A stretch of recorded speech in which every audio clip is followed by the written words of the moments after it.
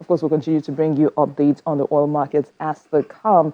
And now, the Corporate Council on Africa has organized the Virtual Corporate Council on Africa Leaders Forum with the theme Resilient U.S. Africa Business Engagement to Drive Post-COVID-19 Recovery. This virtual forum will take place this week, starting tomorrow through Friday, the 26th. And to shed more light on this, I'm being joined by the President and CEO, Corporate Council on Africa, Forizal Leza. Good morning, and thank you for joining us on the program. Well, let's begin this conversation with you telling us why this forum on U.S. Africa has become imperative at this time. Well, thank you so much for inviting me to speak. We know that COVID-19 has been rapidly spreading across Africa. We realize, though, that to fight COVID-19 and also to prepare for post-COVID-19 economic recovery in Africa, which is so critical, that we couldn't just wait. We needed to bring together U.S. and African leaders, both from government and from private sector. And so our Leaders Forum is something that we're pulling together so that we can shine a light on Africa, on the opportunities in Africa, some of which will be new because of COVID. Last year, we had our U.S. Africa Business Summit in Maputo, Mozambique. And this year, in fact, about 2 weeks ago, we would have held our annual U.S. Africa Business Summit in Marrakesh, Morocco. But because we could not do that, we thought we still must convene all of the leaders that we can. And so we're very pleased that as a part of our Leaders Forum this coming week, as you said, Tuesday through Friday, we'll be shining a light on different aspects of resiliency in the U.S.-Africa business relationship. We'll be looking at the financial ways to address economic recovery in Africa. We'll be looking at health issues. We'll be looking at trade as drivers of economic growth on the continent. And we're so pleased that we have 4 African heads of state that have already confirmed their participation.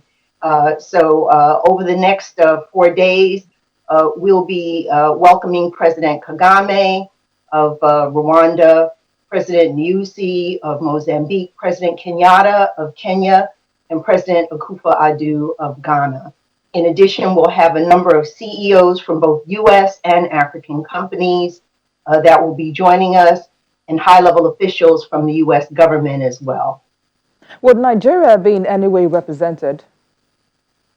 Well, we have invited them. We are still crossing our fingers and hoping that His Excellency, the Vice President Osinbajo of Nigeria, will join us. I've had the pleasure of meeting with him before. He knows Corporate Council on Africa and has participated in previous events that we have done. And so cross our fingers, and maybe you can put in a good word for us, or maybe if he sees this today, Vice President, we would love to have you join us. So yes, we are definitely hoping that Nigeria will be at the table for this important conversation. We'll see how that goes. The Trump administration seems to be more focused on bilateral relation as opposed to multilateral relation. In terms of investment now, where does America want to position itself as long as Africa is concerned? Well, you know, this is a perfect time for the U.S. to be focused on how we can advance our economic relationship with Africa. The African Continental Free Trade Area that has been launched will create the largest free trade market in the world. And in Africa, there'll be a growth of about 70% annually of consumer spending over the next 10 years. It'll amount to over $6.7 trillion. And we also know that the youth population of Africa is so large and is also playing a critical role in terms of entrepreneurship in some sectors that are growing there faster than any others in terms of internet, the digital economy. And so this is a perfect time for U.S. companies. We're there. There are a lot of U.S. companies that are there. Many of CCA's members, like GE and Procter & Gamble and Caterpillar, have been there for many years. And then there are new companies that people don't hear about, like Acro Bridge, that's building infrastructure across the continent, and has some new things that they'll be doing in Mozambique and other countries as well. So this is a perfect time for U.S. companies to look at Africa and to see what are the growing opportunities, the new opportunities for engagement there. Now, talking about US-Africa trade relations now, they've been governed for the past 20 years by the Africa Growth and Opportunity Act. But would you say that AGOA has really worked for African countries? Well, the answer to that is yes, but has it done all that it could, all that we would like it to? No. So there are approximately 5 years left to AGOA. I think it's really important that the Africans are continuing to try to take advantage of AGOA's market access to the U.S. We're a huge market. The majority of their products can come in duty free. And a number of countries, we hear about the countries that are shipping oil, for example, like Nigeria, but Nigeria is shipping other products as well to the U.S., value-added products, agricultural products, shea butter products, etc. So we don't hear about that as much. We don't hear about Kenya that's now shipping $500 million worth of apparel to the U.S. every year, as well as footwear coming from Ethiopia. Many of the stores you're going into in the United States are selling products that are made and produced in Africa and benefiting from AGOA. But because AGOA will likely be phasing out at the end of this 5 years coming up in 2025, this is also a good time to look at new opportunities and new ways for Africa to engage with the U.S. in terms of its trade relationship. And we're really pleased at Corporate Council on Africa that we're looking at things like a free trade agreement, which will be a model. This is one with Kenya. This can be a model for what is happening in East African regional integration, as well as supporting the African Continental Free Trade Area in terms of how the Africans can better integrate themselves into global value chains, and U.S. companies trading with Africa and developing new platforms for engagement, such as trade arrangements, bilateral investment treaties, etc. These are ways that Africa can take its current trade relationship with the United States to another level. Let me just also mention that there are several U.S. government programs that are relatively new. Prosper Africa, which is a whole of government approach where 17 different U.S. government agencies are all working together now to try to support U.S. companies who are doing business in Africa and want to do business in Africa.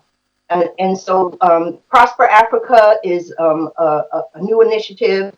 And then we are also really excited about the fact that the Overseas Private Investment Corporation, it used to be called OPIC, has now become the Development Finance Corporation. And DFC has doubled the amount of resources that will be available to companies doing business in the continent. U.S. and African companies partnering together in joint ventures. They'll have about $60 billion. And they'll also be able to do equity loans, which they were not able to do previously. So again, even though it may seem like the U.S., both the government and the private sector, are not there on the continent, that's really not true. They really are. And there are new opportunities to do even more.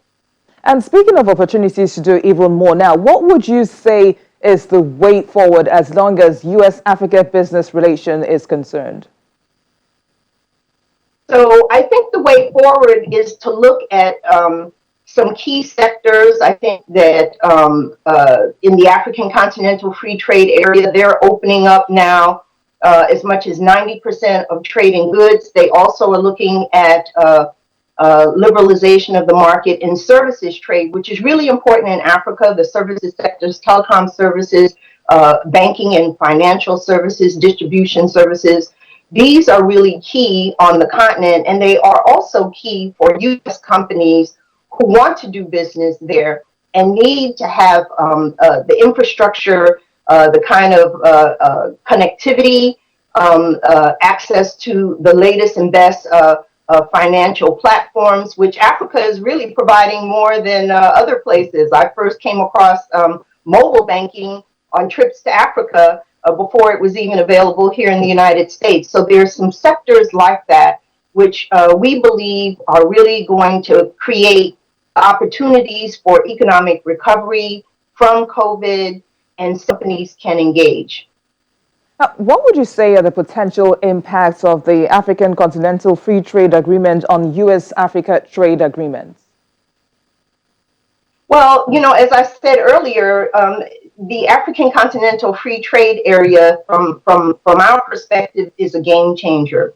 I think many of you know that the Africa is composed of 54 countries. There are many markets that are small and landlocked. And so creating this new free trade area, as I said, the largest one in the world, where goods can move freely, goods and people and services can move freely across borders in Africa, but also make it possible for Africa to trade and engage with the global economy more effectively. And so we see the AFCFTA as really critical. We have lots of companies that are asking questions about, like, how can we be a part of this? How should we position ourselves, CCA, so that we can take advantage of this new market? And we believe that that will be an opening for companies who weren't sure, do I go to this small economy here or this small economy here, or even the larger economies like Nigeria? Will it give us access to all of the ECOWAS countries in West Africa? Now, with the AFCFTA, companies know that they can come, they can invest in one place, and they will be able to basically engage with, trade with the rest of the continent. And this is really critical. And again, we see this as a game changer. How can African governments engage in a coordinated response to meet the needs from COVID-19 in Africa? A new response to what? To COVID-19 in Africa. I'm sure I'm not hearing the creative No, what? I was asking that how can African governments actually engage in a coordinated response to meet the needs from COVID-19 here on the African continent? Oh, yes. So I think that African governments are really in need of collaborating and working together closely. No one country by itself is going to be able to overcome COVID. This is something that doesn't respect borders, obviously. It's going to be critical that there be engagement amongst themselves, coordination, collaboration. And there are efforts that are being put in place by the African Union so that Africans can indeed work together effectively amongst themselves, but also with the global community. So there have been efforts, I know some that are being led by the African CDC, others by UNECA and so forth. And that ability to come together and also to approach the Western world and their partners from all over the world, frankly, in terms of what it is that Africa needs, what the governments need in terms of support, what the private sector needs in terms of support, so that Africa's economic recovery can move forward smoothly and effectively. All right, at the end of this forum now, how do you hope to ensure the implementation of some of the outcome of this forum? I'm sorry, I'm having a hard time hearing you. I was asking that at the end of the forum now, how would you be able to track the implementation of some of the recommendations that would be made at the end of the forum? Yes, thank you. Thank you so much. I think that one of the things that CCA has been well known for in our 27 years, I didn't say before, but we are a nonprofit business association with both U.S. and African members and companies that are multinationals as well as SMEs. And by providing the access, connections, and insights that businesses need to be successful when they are doing business on the continent, we've been able to enhance business relationships between the United States and our partners on the continent. And at the end of our Leaders Forum, we will be taking the information that has been shared. We have some really high level panels with some top people, CEOs of different companies, heads of organizations like UNECA. We have one of the AU envoys that has been appointed by President Ramaphosa. And what we will be doing is gathering up all of the information that comes from the 4 panels, high-level panels that we have on the 4 topics we'll be discussing. We will be sending out information about some of those things that come out in those sessions. And then it's our plan that as we move towards September, we're all looking to see whether or not the UN General Assembly will happen as it always does. But whether it happens in person in New York or it happens virtually, Corporate Council on Africa plans to use UNGA as an opportunity to follow up on some of the things that we know will be heard this coming week during our Leaders Forum. We would like to thank you, President and CEO, Corporate Council on Africa, Florizel Lisa, for taking time to speak with us on Business Morning. Thank you so much to Channels TV for having me.